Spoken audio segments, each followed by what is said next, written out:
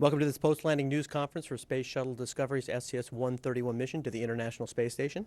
Joining us here at NASA's Kennedy Space Center are three briefers who will give us the latest on Endeavour's 15-day flight following this morning's landing. First off, we have NASA Space Shuttle Launch Integration Manager Mike Moses. Good afternoon. To his left, we have the Executive Director for the Japan Aerospace Exploration Agency, Dr. Kunaki Shiraki. And finally, we have the STS-131 Launch Director, Pete Nicolenko. Good morning. We'll open this up to for statements and then questions, and turn it immediately over to you, sir. Okay. Well, thanks, Howard. He gives me such a hard time off camera, I'll have to give him a hard time on camera that this was not Endeavour's landing, it was Discovery's landing. Oh, So. did I Endeavour? Really? Or maybe we went back in time. So it was actually a beautiful landing of Discovery. As you guys witnessed, the first rev coming in here to Kennedy had a little bit of a weather challenge. It was probably okay, but the guys back in Houston took the better part of valor. Evaluating the weather right before the sun comes up here on the East Coast is always a little challenging, and sometimes it's better to just wait till that sun comes up and see exactly what it's going to do in terms of heating over the ocean, popping up some thunderstorms or causing fog. And so we decided to go ahead and wait, and the second opportunity was beautiful, perfect. As we were coming in, a little cloud deck down on the south end of the runway, they were just being a little concerned to see if that was going to cause a problem. We sent the STA down to fly through it, take a look at it, and realized it was not going to be a problem. So we stayed and landed on runway 33 from south to north as we landed today, and it was a really pretty landing. Dex did a great job putting the vehicle right down the center line of the runway. Unbelievably successful mission. You guys saw a pretty busy mission. The crew was really hopping the whole time they were in orbit with 3 EVAs. Had a couple issues that while minor in terms of technical problems did cause some challenges. The KU band failure on the shuttle really made the teams come up with other ways to get video and imagery down to the ground. Pretty creative way to use the station assets to get our downlink imagery from a leading edge inspection standpoint. And then we preemptively put a lot of things on board before we undocked in electronic form. One of the nice things with having so many laptops and hard drives these days is you don't have to print everything out and weigh the vehicle down with a whole lot of paper, so we were able to put a lot of files on electronically that the crew could have access to in case they needed them. On the station side, we replaced the ammonia tank assembly. That went beautifully after some finicky bolts gave us a little bit of time delay. And unfortunately, when we opened the system back up, the nitrogen tank, the NTA that pressurizes that ammonia tank, that valve did not come open. So that system's offline right now, but the ISS engineering teams did a really great job of recognizing that was not a situation that needed to be responded to immediately. And in fact, the longer they can sit and evaluate it, the better chance they have. It's a little different mentality on the space station than on the shuttle. If we have a failure, you try to just basically turn it off, you land, and then you fix it when you get back down. On station, that hardware's up there, and without a shuttle flying to fly replacement hardware, that's the NTA they have. So we can change that NT out with a spare. They actually have 1 or 2 spares up there on orbit right now, but that would kind of take this one out of the rotation. And if you can find a way to make this one work and eke out some of the nitrogen from the system, that would be great. And so since they have some time to do that math, we decided to leave them in the configuration they were in, and they'll take a look at that. It might turn out that in a week or two we do the math and realize we do have to change this. We might have to change it before ULF-4 flies, which would be STS-132. We might be good for a couple 6 months, and we can wait till summertime. We'll have to wait and let the ISS engineering team do their assessment. So wrapping up 131 here from Discovery, a really great mission. A lot of good science, a lot of stuff delivered up to the station. Couldn't be more proud of the teams. Walking around under the vehicle, you could really see the amount of damage was almost minuscule. First glance through, we saw the little ding by the ET door that we talked about on orbit.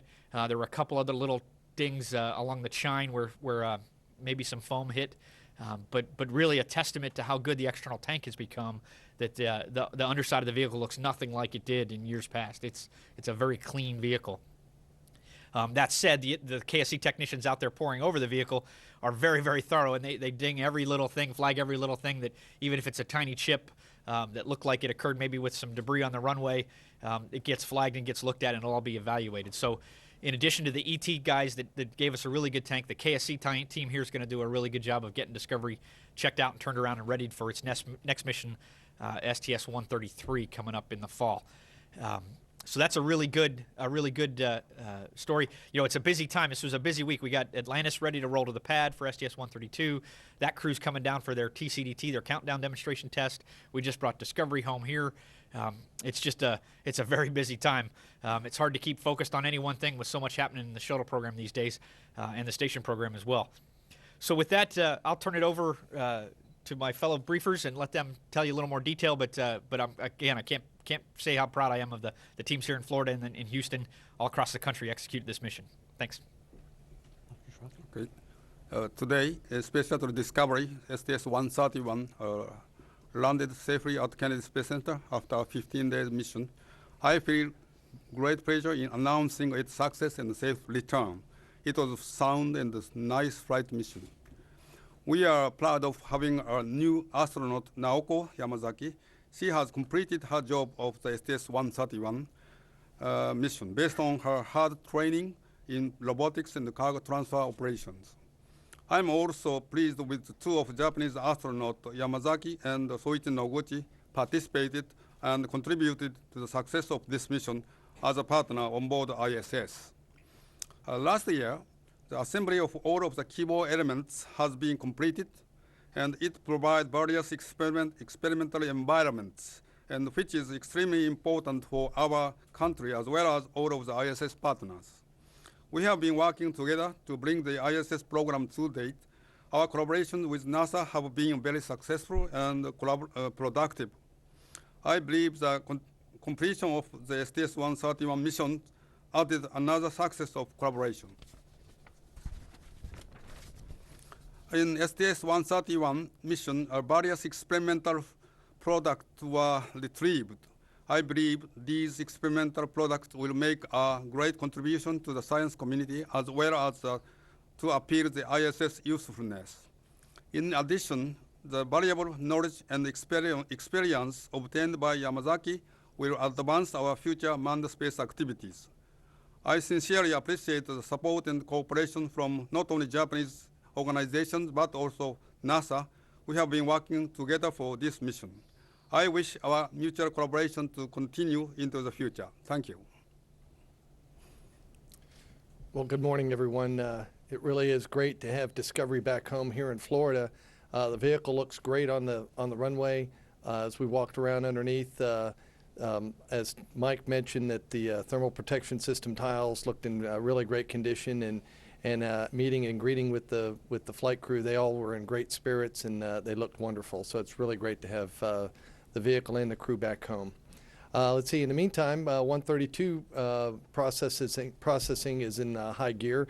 We did attempt to roll Atlantis out to the pad yesterday evening, but had to wave off due to adverse dynamic weather in the area. We're currently targeting rollout to the pad this evening at 6 p.m., but again, we'll have to watch the weather and see how it looks. There is a decent chance of afternoon and early evening thunderstorms that may delay our roll till tomorrow morning or even tomorrow late afternoon, but we'll assess it and see how it looks. Once we get Atlantis out to the pad, once we perform the launch pad validation, we'll pick right up with the terminal count demonstration test. And as Mike did mention, we have Ken Ham and the STS-132 flight crew arriving here at KSC this evening to support that test on Thursday and Friday. For the remainder of the 132 flow, we're in great shape to move towards progress for a launch on May 14th. Everything looks really good there, and we'll have a busy integrated pad flow with three pad contingency days, and we'll assess that once we get out to the pad, depending on how the weather cooperates with us or not for the rollout. So, in summary, we're really happy to have Discovery back on the ground and ready to get back on with business with STS-132 for support of the May launch. Thank you. Okay, we'll open now to questions. Please wait for the microphone, then state your name, news affiliation, and whom would you like to answer your question. We'll start off in the row with Ron. Hi, Robert Perlman with CollectSpace.com and Space.com for Mike Moses. Not to rush past this mission, but looking forward, since you do have the rollout of Atlantis tonight, When we write our articles, it's scheduled to be the last mission of Atlantis, but can we say it's the definitively last rollout of Atlantis, barring an emergency on STS-133? What does the manifest look like going out from here? Yeah, the manifest hasn't changed. That's still STS-132 is the last flight of Atlantis. It will be readied as a rescue vehicle if needed. There's been a lot of talk from the administration politically about whether you go ahead and fly that rescue vehicle since you have the hardware here in stack, but there's been no decision made there. And from a planning purpose standpoint, we're still planning on 132 being the last flight of Atlantis. And a quick follow-up, if I may. You mentioned getting ready for Discovery's next mission in the fall. How confident are you about flying out these last 3 missions before the end of the year? Let's see, from an orbiter standpoint, shuttle integrated stack standpoint, we're in really good shape. The vehicles processing have been going fantastically. The tanks are on schedule. The RSRB hardware is here and ready to be stacked. And so from that standpoint, really confident in the schedule for those vehicles. From a payload standpoint, it's not just about the launch vehicle. You have to look at the payload readiness. We just brought the MPLM back on this mission, the multipurpose logistics module. It's going to be taken out of the payload base, sent down to the station processing facility where it'll be outfitted and become the PMM, the permanent logistics module, that'll fly up on STS-133. So that takes some time to do. We delayed their launch a little bit. We added another day to the mission. We added another day here with the weather delay. All that impacts them. They had a pretty tight schedule to begin with. And so now that they get it back home, we're going to go take a serious look at that schedule and see how it holds for the launch at September of STS-133. But it's in the ballpark and it's going to fit. It just might need another week or so to get ready. They might be able to find that wiggle room in their schedule too. I haven't looked and we haven't pushed them too hard since we hadn't yet got Discovery back on the ground. On the other side, STS-134 flying the AMS payload, it also has some delivery challenges. They had a big meeting this week over in, or actually it was the end of last week, over in Europe to talk about that payload from a science perspective. And as a technical decision, they kind of came forward with the recommendation that they'd like to switch out from their cryo magnet to a permanent magnet, given that the ISS lifetime has been extended. The permanent magnet gives them a much longer science mission than the cryo magnet. From a thermal challenge standpoint, I think they'll get a lot better science out of this other magnet. So the details of why they decided to switch aside, in that switch, they came forward and asked us to go look at evaluating a potential delay to that mission and what we could accommodate in the schedule. So we're off looking at the potentials, impacts to the manifest for a late delivery of the AMS payload, what we could do, but we're still looking to finish out this calendar year at the end of 2010. James Dean for Florida Today. I guess just quick follow on that. I mean, I think you said end of the year, but what would be the likely arrival then for the AMS under the new configuration? And obviously that would be the last flight then. And then that, I guess, makes it harder for you to get an extra 4th flight potentially flown, right? Because you were looking at needing to do that with the extra funding you had from the first quarter. Yeah, from a budget standpoint, the funding was an extra $600 million to fly from the end of the fiscal year through the end of the calendar year at the $200 million per month cost number to give us those 3 extra months. So the specific dates were being negotiated right now. There's a lot of configuration changes when they switch away from the cryo magnet. A lot of the work that had to be done here at KSC, both in the processing facility and then getting the payload to the pad and taking care of it at the pad, were all very complicated due to that cryogenic magnet. It had to be kept cool right up to the last minute. Now that all can be taken out, we need to look again at what that delivery schedule does from the ground side. We just can't use the same template we've had. And so the AMS team is looking at a delivery date that they think they can support. We need to look at what we can do from a processing standpoint to see, based on when they can get it on the dock, how fast we can turn it around and fly. There's some days being thrown out, but we're looking in the fall time frame, somewhere in there from a standpoint of when we could fit it in. And within the next week or two, we'll probably settle that down and have a specific manifest that we're going to start marching towards for the AMS team. But it's still a little premature. They basically decided to pull the trigger. Now they just got to go look at their plan and see what that new timeline really is for delivery of their payload to us here at the Cape. Marcia Dunn, Associated Press. 2 questions. Have any of you gotten reports of how visible the shuttle was as it flew over the United States? No, I hadn't heard, although we did get a report. On this mission, we had our boundary layer DTO. which is a detailed test objective, basically a protuberance, a little bump on the underside of the vehicle that we intentionally put there to trip the boundary layer and make it go to turbulent heating to try to measure and determine a little bit better how the vehicle flies at hypersonic speeds. We did get the high therm team is the team from Langley that was deployed to try to capture images. They had aerial-based photos and ground-based cameras as well. I haven't heard about the aerial stuff, but the ground-based guys in Arkansas did get good shots of the vehicle, and they already can tell us the boundary layer tripped at about Mach 18.5, which is right about when we thought it would. So it seems like we're getting really good data from that. As far as the public seeing it fly over the continental U.S., I'm hoping it was a good show. Being the second rev, it was pretty light out, so I'm not sure if you could see the plasma trail, but haven't heard anything yet. Okay, so at least it was seen from Arkansas. Yeah. Yes. Okay, and would you foresee flip-flopping the last two flights, given what looks to be a hit to the AMS schedule? Yeah, that's certainly a potential. It's one of the leading candidates is to do that. That helps preserve the flow for 133. And then we have to look at the launch on need readiness to have the next vehicle ready before that one's ready. So with a big gap here in the summer, we got to take a look and make sure we really are covering the gap with Atlantis if we do fly here in May. If both 133 and 134 start to slide, how far can we let them go before we no longer cover our safe haven responsibilities for Atlantis? So we got to factor that in as well, just to get an idea. So we got to wait. Now that we're on the ground, like I said, we can take a look at the payload schedules for both those two vehicles and see what that does, and that'll help us figure out which order we need to fly the manifest in. Would you keep the shuttles? Would you keep AMS with Endeavor, or is that even up in the air? Well, yeah, I was going to say, deep in the bowels of the folks who do manifesting, they have some really crazy ideas to swap vehicles, swap payloads, swap all the science around. I don't know whether any of that's going to pan out or not. There's some pros and cons to all of it, so I can't tell you any more to that. Andrew Rennie, Southern FM, Australia. Had you flown the first re-entry opportunity today down the eastern seaboard of the United States, how close to the cross-range performance of the shuttle would that have pushed you? Oh, I don't know what the cross range for that first rev was. I don't recall either. Yeah, I'm sorry, I don't know the answer. I'll have to get it to you later. Any other questions on this side of the room? Michelle Spitzer with Florida Today. You touched on this a bit, but can you talk a little bit more about this time and how it's jam-packed with Discovery landing, getting ready for Atlantis? Are there times when your crew's just, how are we fitting all this in? Or Let's see, Pete, why don't you take that one from a Sure. ground It's a busy time, but it's all standard work, and it's all very manageable.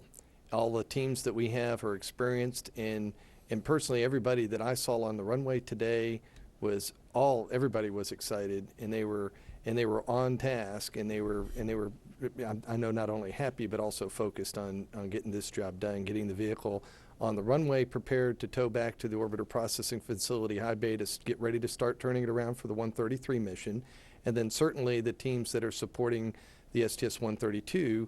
There are some similar but also different shops and teams that are supporting that vehicle, and they're ready to support the full integrated flow with 132. So it's a busy time. Then certainly with multiple vehicles in flow at the same time, we've got plenty of experience in managing and doing that, and so I think it's good. I've said it before, where I really feel like we're really hitting our stride, so to speak, and everybody continues to remain on task, and they really are focused. So it's a busy time, and it's going to remain in that busy state through pretty much the balance of the year. James. James Dean from Florida Today with a question and a follow-up again. With just one more flight for each vehicle, we think, as of now, can you just talk about how that changes the mindset among the teams a little bit? And it looks like you're doing some events to get folks a little more involved with some of your photo opportunities, and just how are you kind of commemorating these milestones as it approaches the final flight for each vehicle? Well, we want to try to treat the management of the execution of the processing of the flows, these final flows, with reverence, and we want to savor the experience and the opportunity.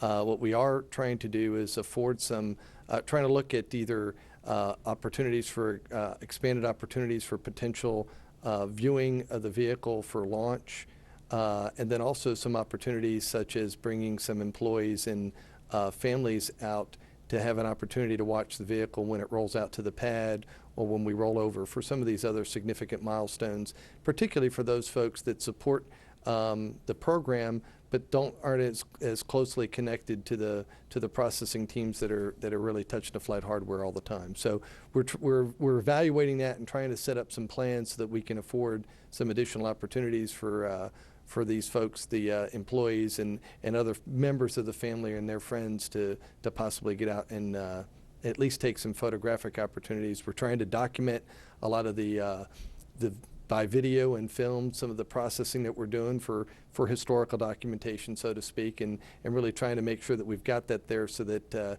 we don't go back and realize that we may have missed some opportunities before it's too late. Thanks. And Pete, you were just talking about how you're hitting your stride, and I guess this is kind of how it was always planned to be, but certainly, again, must feel like a shame a little bit to be in that stride, just to have things come to such a sudden halt as it inevitably will in the coming months. Yeah, I suppose it is probably a little bittersweet in that we're not only very well experienced, but we're doing an outstanding job. And I think for the following the mission, when we see that there's so few in-flight anomalies or pre-launch interim problem reports or issues, they're a testimony to how well we're really doing as a team. So it is a little bit bittersweet, but we also have to recognize, just with anything else, there's going to have to be an end to any of these major programs, and we're recognizing the fact that we're facing that. We're coming up to it. Okay, any other final questions? Okay, James. All right. Mike, you were talking about how clean the tiles were, and compared to what you used to see. I just wondering if you could describe, going back whatever period of time, what it used to look like under there after a typical mission compared to what you see now. Let's see, from a personal experience, I wasn't actually out there looking at it, so I should probably let Pete talk to that from what you've seen when you walk under the vehicle in the old days. But from the pictures, you take a lot more of the coating type damage. You see a little more fleck of white, where the coating's chipped off the tile from some minor foam and ice impacts. But Pete, I should let you take that one. Well, I'll try to roughly characterize. As I recall, after when the thermal protection systems engineers assess the vehicle, they do some initial mapping after landing. As I recall, prior to return to flight, I seem to remember something on the order of maybe up to a couple of hundred tiles that had some form of a ding associated with it. And here that we've noticed, especially in the most recent missions, numbers well under 100. So I'd say, roughly off the top of my head, something on the order of maybe about a 50% improvement, but that's just off the top of my head. So, and then the nature and depth, they characterize the depth and the characterization of the dings of the tile as well a little bit differently. So we could probably get some feedback for you from those folks that are better experts and can speak that way. But there has been some marked improvement, I would note, in the post-launch tile things that have been noted. Okay, any other final questions beyond James? Okay, not seeing any. This is our final formal news conference for the Discovery's STS-131 mission. Discovery 7 astronauts will return to Houston for the traditional welcoming ceremony at Johnson Space Center's Ellington Field at 5 p.m. Eastern tomorrow. And for the latest on the STS-131 mission anytime, go to www.nasa.gov/shuttle. Thank you.